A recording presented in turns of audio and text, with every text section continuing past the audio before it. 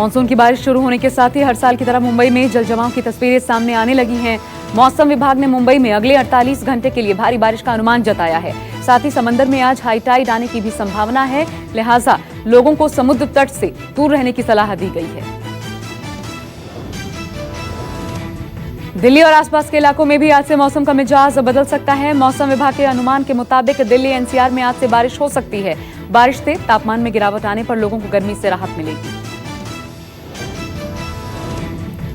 Delhi NCR समेत उत्तर भारत में कई राज्यों में फिर भूकंप के झटके लगे हैं। भूकंप की तीव्रता 4.5 मापी गई। भूकंप का केंद्र राजस्थान के अलवर में था। दिल्ली एनसीआर के साथ यूपी, राजस्थान, एमपी में भूकंप के झटके महसूस किए गए। पिछले 2 महीनों में दिल्ली एनसीआर में 9वीं बार भूकंप आया। कानपुर कांड को लेकर हिस्ट्री शीटर विकास दुबे की जोर शोर से तलाश जारी है। पुलिस कानपुर से लेकर लखनऊ और दूसरे जिलों में भी उसके ठिकानों पर ताबड़तोड़ छापेमार कार्रवाई कर रही है। हालांकि अभी तक विकास दुबे गिरफ्त में नहीं आया है। बिकरू गांव में गुरुवार रात हुए हमले में 8 पुलिसकर्मी शहीद हो गए थे। प्रधानमंत्री नरेंद्र मोदी के लेह दौरे को लेकर चीन बौखला उठा है। पीएम के संबोधन पर सवाल उठाते हुए नई दिल्ली में चीनी दूतावास की तरफ से कहा गया, हमें विस्तारवादी कहना आधारहीन आरोप है। लेह में अपने संबोधन के दौरान पीएम मोदी ने चीन का बिना नाम लिए निशाना साधा था। चीन भले ही विस्तारवाद को आधारहीन आरोप बता रहा हो, लेकिन हकीकत यही है कि उसकी नजरें दूसरे देशों पर लगी रहती हैं। यही वजह है कि अब फिलीपींस ने भी चीन को चेतावनी दी है। फिलीपींस ने कहा है कि अगर चीन विवादित साउथ चाइना सी में आर्मी ड्रिल जारी रखता है तो फिलीपींस गंभीर प्रतिक्रिया करेगा। नेपाल के प्रधानमंत्री केपी शर्मा ओली की किस्मत का आज फैसला हो सकता है। आज ओली के निवास पर नेपाल कम्युनिस्ट पार्टी की स्टैंडिंग कमेटी की बैठक होगी। इस बैठक में पार्टी के ओली और प्रचंड धड़े के बीच जारी गतिरोध को लेकर बीच का रास्ता निकाला जा सकता है। कल प्रचंड और ओली के बीच बैठक हुई थी। पीएम मोदी आज बौद्ध धम्म चक्र को लेकर होने वाले समारोह को संबोधित करेंगे। सुबह 9:30 बजे वीडियो कॉन्फ्रेंसिंग के जरिए उनका संबोधन होगा। संस्कृति मंत्रालय और अंतर्राष्ट्रीय बौद्ध परिसंघ आज धम्म चक्र दिवस के रूप में आषाढ़ पूर्णिमा मनाएगा। ये दिन दुनिया भर के बौद्धों का धम्म चक्र प्रवर्तन या धम्म के चक्र के घूमने के दिवस के रूप में भी मनाया जाता है। पीएम मोदी आज सेवा ही संगठन कार्यक्रम की भी समीक्षा करेंगे। शाम 4:30 बजे होने वाले इस कार्यक्रम में लॉकडाउन के दौरान बीजेपी के किए गए सेवा कार्यों की समीक्षा होगी। लॉकडाउन में अच्छा काम करने वाले बीजेपी के कार्यकर्ताओं को पीएम संबोधित करेंगे।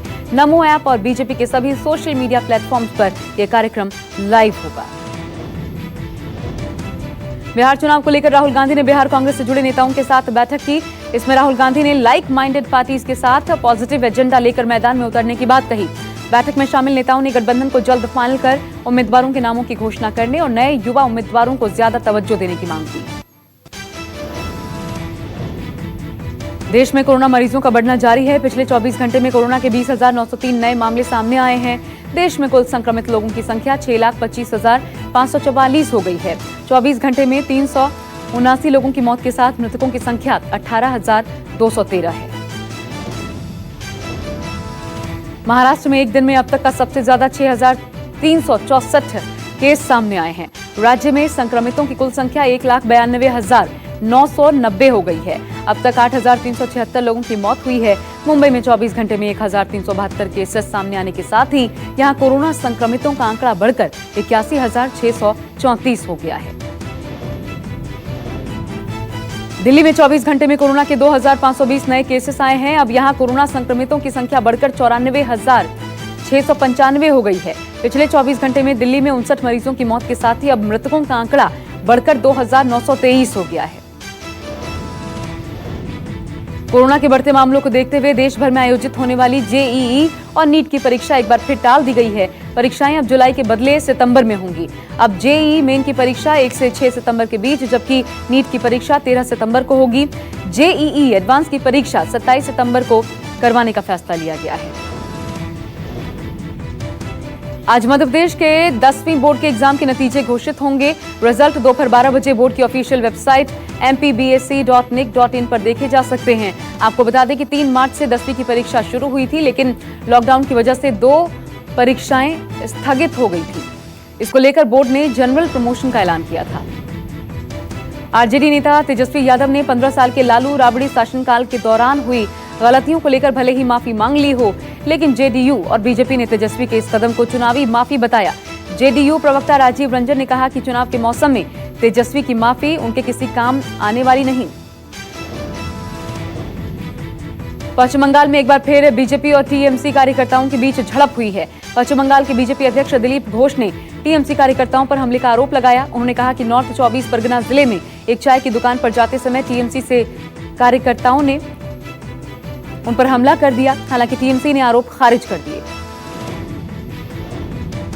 बीजेपी महासचिव और सांसद लॉकेट चैटर्जी कोरोना टेस्ट में पॉजिटिव पाई गई हैं। बीजेपी सांसद ने ट्वीट कर कहा कि उन्हें कुछ दिनों से हल्का बुखार है। जांच के बाद कोविड-19 की पुष्टि हुई। फिलहाल कोरोना पॉजिटिव होने के बाद उन्होंने खुद को क्वारंटीन किया है। लॉकडाउन खुलने के बाद बिहार की राजधानी पटना के मार्केट में तेजी देखने को मिली।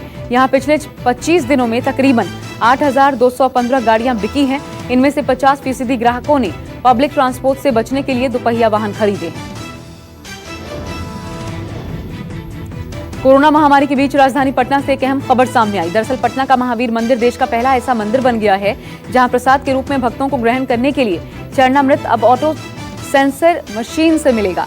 कोरोना से बचाव के लिए मंदिर प्रशासन ने यह फैसला लिया है। सावन के महीने में दुनिया भर में मशहूर श्रावणी मेले का आयोजन देवघर में नहीं होगा। इस बार श्रावणी मेला 2020 को लेकर झारखंड हाईकोर्ट ने कहा है कि इस बार मेले की जगह श्रद्धालुओं को बैद्यनाथ धाम मंदिर का ऑनलाइन दर्शन करवाया जाएगा। अदालत ने सभी पक्षों को सुनने के बाद सरकार के पक्ष और श्रद्धालुओं की भावना को ध्यान में रखते हुए पूरे सावन ऑनलाइन दर्शन करवाने को कहा है। कोरोना महामारी के दौर में बिहार सरकार के सूचना और जनसंपर्क मंत्री ने पेड़ पौधों को ही अपना सुरक्षा कवच बना लिया है। बताया जा रहा है कि मंत्री महोदय ने चुनावी साल में जनता से मिलने के लिए नया तरीका ढूंढा है। इसके तहत उन्होंने अपने घर में ढेरों गमले सजा रखे हैं जो पर्यावरण के स्वच्छता के लिहाज से साथ ही सोशल डिस्टेंसिंग को भी मेंटेन कर सकते हैं। छत्तीसगढ़ के बस्तर जिले में घरों में बैठे बच्चे लाउड स्पीकर के जरिए पढ़ाई कर रहे हैं। दरअसल कोरोना के चलते 13 मार्च से बस्तर समेत पूरे छत्तीसगढ़ में स्कूल बंद हैं। ऐसे में बच्चों की पढ़ाई बाधित न हो, इसलिए ये तरीका अपनाया गया। एक छोटे से पंचायत की इस पहल ने देश भर में कोरोना के संकट काल में मिसाल कायम की है। कोरोना के खौफ में जब देश भर के स्कूल अनलॉक के बाद भी लॉक हैं, ऐसे में मध्य प्रदेश के एक नई पहल के साथ घरों को ही स्कूल की तरह बनाया जा रहा है। बाकायदा सरकारी स्कूल के शिक्षक ही स्कूली बच्चों के घर घर जाकर किताबें मुहैया करवा रहे हैं ताकि घर में बच्चों को स्कूल की कमी महसूस ना हो और पढ़ाई से बना फासला भी कम हो पाए। कोरोना के इस संकट काल में पेट्रोल डीजल की लगी कीमतों में आग अब रसोई गैस तक पहुंच गई है। अब खाने पीने का सामान महंगा होने लगा है। बड़े ग्रोसरी शॉप्स ने हर तरह की स्कीम बंद कर दी है। रिटेल में अगर दाल चावल या चीनी की बात करें तो धीरे धीरे ये लोगों की पहुंच से दूर जाने लगी है। नमस्कार, मैं हूं मानक गुप्ता। अगर आपको हमारा ये वीडियो पसंद आया हो तो इसे लाइक और शेयर जरूर करें और हाँ, हमें सब्सक्राइब और फॉलो करना ना भूलें ताकि आप देश और दुनिया की कोई खबर मिस ना करें। तो जुड़े रहिए हमारे साथ और देखते रहिए न्यूज़ 24।